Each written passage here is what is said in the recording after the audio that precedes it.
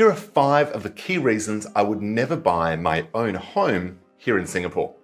For context, I've lived in Singapore for over 10 years now, and some will say, wow, I've lived here for so long, I should have bought a property when I first moved here.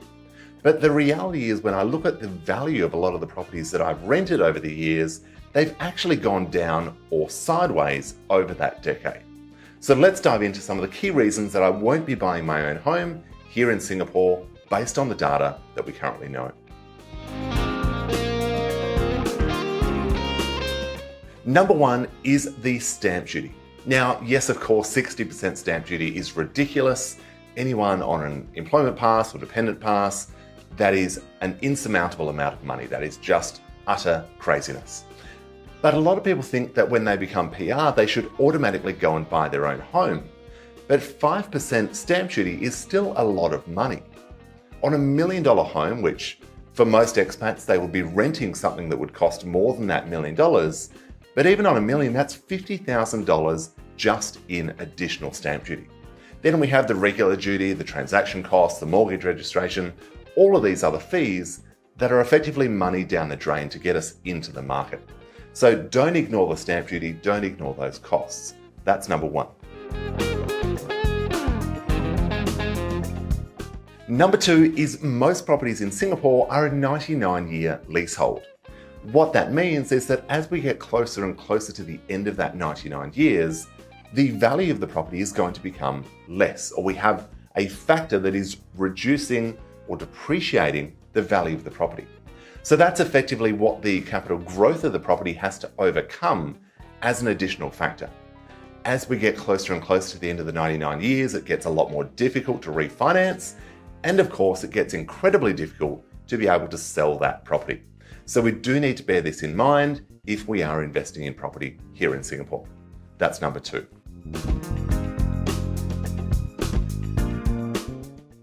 Number 3 is just simple number crunching.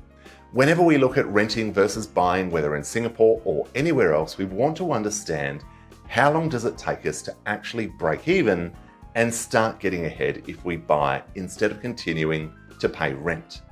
And in Singapore, if we look at some simple numbers and assume that the value of our rent or our rental expense increases by 5% every year, which is about what's happened over the last decade, although it all happened over about 15 months over the last year and a half, it would take about 12 to 13 years to actually break even. That's assuming that the value of the property actually goes up, which in a lot of cases is not actually true. So again, run your own numbers and work out what makes sense for you. That's number 3. Number 4 are all of the maintenance costs, the hassles, the headaches of things that need replacing. Anyone who's lived in Singapore for a while will know that both new, old, and medium-age properties require a lot of upkeep. We've got lots of maintenance fees. A lot of the condos in Singapore in particular come with all of the niceties of life, the pools, the gyms, the spas, all of the other facilities that we make the most of. They cost money for the landlord to actually maintain. So don't ignore that additional cost that you would have to pay if you own the property.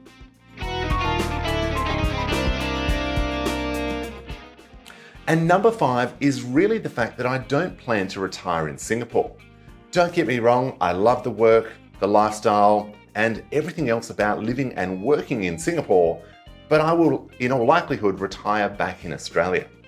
Now, what it means is that if I have a property in Singapore and I move back to Australia, well, A, the mortgage on the property in Singapore is going to be treated at Australian interest rates if I go to borrow more money, and there's also potentially foreign exchange tax I need to pay. If the Singapore dollar appreciates against the Aussie when I sell it, it might impact my main residence exemption when I move back to Australia. There's just a lot of hassle with having that overseas property.